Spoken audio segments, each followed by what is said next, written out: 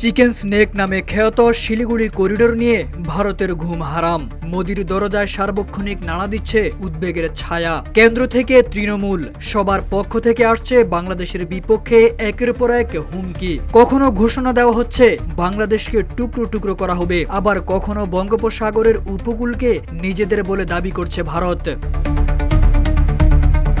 সম্প্রতি বাংলাদেশের অন্তর্বর্তী সরকারের প্রধান উপদেষ্টা ডক্টর মোহাম্মদ ইউনূসের এক বক্তব্যে চিকেন স্নেক নিয়ে বেশ দুশ্চিন্তায় পড়ে যায় ভারত। কিছুতেই যেন হাত ছাড়া না হয় সেজন্য এবার বিশেষ সামরিক ব্যবস্থা সহ ভারী যুদ্ধাস্ত্র মোতায়েন করেছে মোদি প্রশাসন। নেওয়া হয়েছে কয়েক স্তরের নিরাপত্তা ব্যবস্থা। মোদিকে রক্ষা করতেই হবে শিলিগুড়ি করিডোর।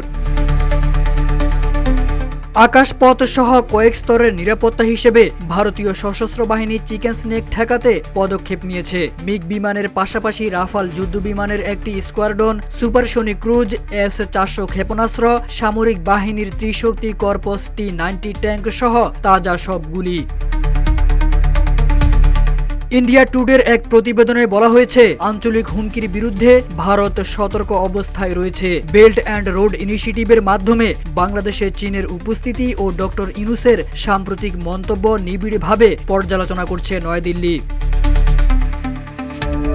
ভারতীয় সেনাবাহিনী শিলিগুড়ি করিডোরকে নিজেদের শক্তিশালী প্রতিরক্ষা লাইন হিসেবে মনে করে। উল্লেখ করে প্রতিবেদনে আরও বলা হয়েছে, এই পথ ব্যবহার করে যে কোনো ধরনের সম্ভাব্য হুমকির বিরুদ্ধে লড়াইয়ে প্রস্তুত রয়েছে ভারতীয় সামরিক বাহিনী।